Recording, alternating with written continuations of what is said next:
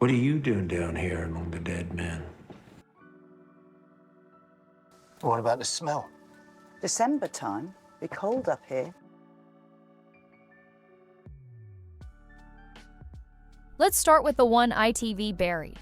In 2013, they put out Life of Crime, starring Haley Atwell, and she made this right in between her Captain America movies, so this wasn't some unknown they took a flyer on.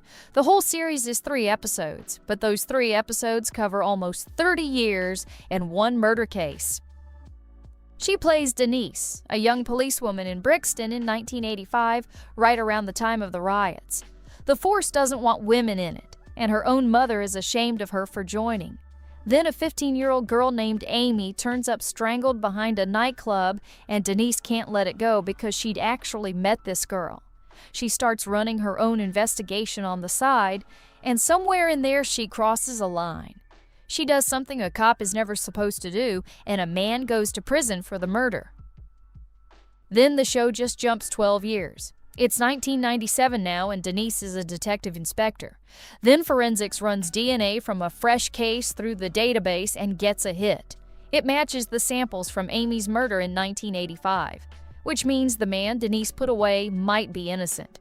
And if anybody reopens that case, what she did as a rookie comes out with it. Number 2, got killed by football. Every British TV detective is the same guy, middle-aged, divorced, drinking too much, haunted by some old case. New blood is what happens when you throw that guy out. The 2 detectives here are 25, there's nothing dark in their past, and the thing that keeps them up at night is rent. One's a junior investigator at the Serious Fraud Office, the other's a junior police detective. Both sons of immigrants, both drowning in student loans, both underpaid, and neither one is ever going to own a home. The villains here aren't lone serial killers. They're corporations, drug companies, and men with very good lawyers. So the show is basically 2 broke kids going up against people who can buy their way out of anything. So why did it die? 2 reasons, and neither one was quality. The 7 episodes were built as 3 separate multi-part cases, so it was confusing. Viewers watching week to week couldn't tell where one case ended and the next began. And the whole run went out during Euro 2016, so half the country was watching football instead. It got 1 series, and that was it. This one's set in 1950s Dublin. Gabriel Byrne plays a pathologist, the doctor who examines the dead, and in the first story, a body disappears from his mortuary overnight. He starts pulling on that, and it turns out his own brother is going to great lengths to cover up how a young woman died in childbirth. The trail leads straight into the Catholic Church's secret adoption machinery. What happened to unmarried mothers and their babies in that Ireland? It's a great story, but there was just one problem. Ask British viewers and they won't tell you about the story. They'll tell you they couldn't hear it. 2014 was the year of the BBC's mumbling scandal. This one aired a few weeks after a drama called Jamaica Inn, where the sound was so bad it made national news, and Quirke got hit with the exact same complaints. So the show ended up known for its audio instead of anything that was actually in it. On BritBox, you just turn the subtitles on and that entire problem is gone. In 1993, Linda LaPlante could get anything made. 2 years earlier, she'd written Prime Suspect, the show that made Helen Mirren a household name. She was the most powerful woman writing television in Britain. So when she brought ITV her next idea, they made it. And the idea was this. 2 women, complete strangers, found out they were both married to the same man. He was a private detective called Mike Hazard, and one day he vanished. Susie and Stella met, compared notes, and worked out that the bigamy was actually the small secret. Mike had been into things that put both of them in danger, from criminals on one side and the law on the other. So they set the whole 2 wives problem aside, took over his detective agency, and went looking for him themselves. Susie was Brenda Fricker, who had an actual Academy Award. She'd won it for My Left Foot. Stella was Josette Simon, already famous from the sci-fi series Blake 7 and from the Royal Shakespeare Company. So you had the biggest crime writer in the country, an Oscar winner, and a famous co-lead, and then nothing came of it. No sequel, no follow-up, 2 episodes, and they were done. Wycliffe ran for 5 series, and it was exactly what you'd want from a 90s British detective show. Jack Shephard played Detective Superintendent Wycliffe, working murders down in Cornwall with 2 detective inspectors alongside him. The early episodes came straight from W.J. Burleigh's novels. Proper whodunits, 1 murder per episode solved by the end. But the best part of the show was how those 3 leads got along. Then, during filming of Series 5, Jimmy Ewell, who played D.I. Quirke, came down with meningitis. And while he was still in the hospital, the production company terminated his contract. He went on to make a full recovery, and they still wouldn't take him back. Insurance reasons, they said. The cast and crew felt betrayed, and Jack Shephard drew a line. If Quirke wasn't coming back, neither was Wycliffe.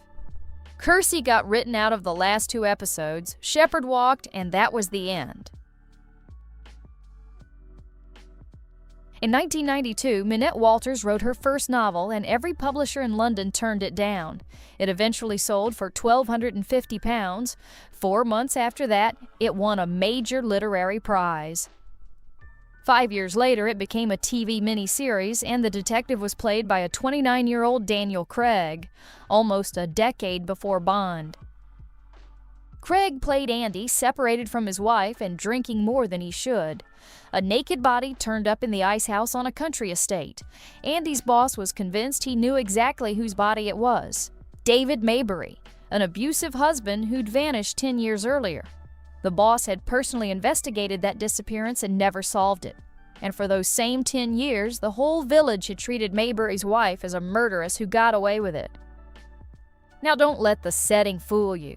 This thing is packaged like a cozy village mystery, and it is not something like that. The story gets into all kinds of nasty stuff like homophobia, people handing out their own justice, even incest. It goes far darker than the packaging suggests. This one started from a real case, and the real case is one of the most disturbing things to happen in modern London. A woman died in her flat, and her body lay there, undiscovered, for more than 2 years. When she was finally found, she was surrounded by wrapped Christmas presents she'd never gotten to deliver. 2 years, and nobody noticed she was gone. In 2013, the BBC made a drama out of that idea. A young couple moved into a flat in a converted London townhouse, went up into the attic, and found a body. A woman in her early 30s who'd lived in the top-floor flat and had been dead for 2 years. The neighbors hadn't even noticed. The detective on the case was Lynn Harper, played by David Threlfall, best known to most people as Frank Gallagher from the British Shameless. The script came from Tony Basgallop, who had never written a whodunit before in his life. It clearly went fine because a few years later he created Servant, the psychological horror show M. Night Shyamalan produced, one of the most unsettling things on Apple TV. In 2011, the BBC had a hit on its hands. Rufus Sewell played an honest police detective in Rome, and in this show's version of Rome, honest was a dangerous thing to be. The system he worked in was corrupt at every level. Vatican, the government ministries, and the mafia all leaning on cases.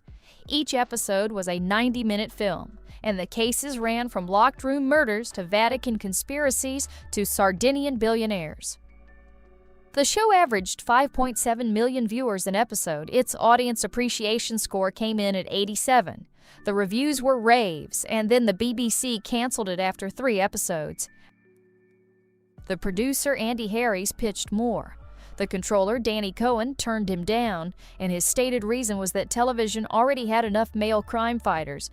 Harries went looking for another broadcaster to pick it up.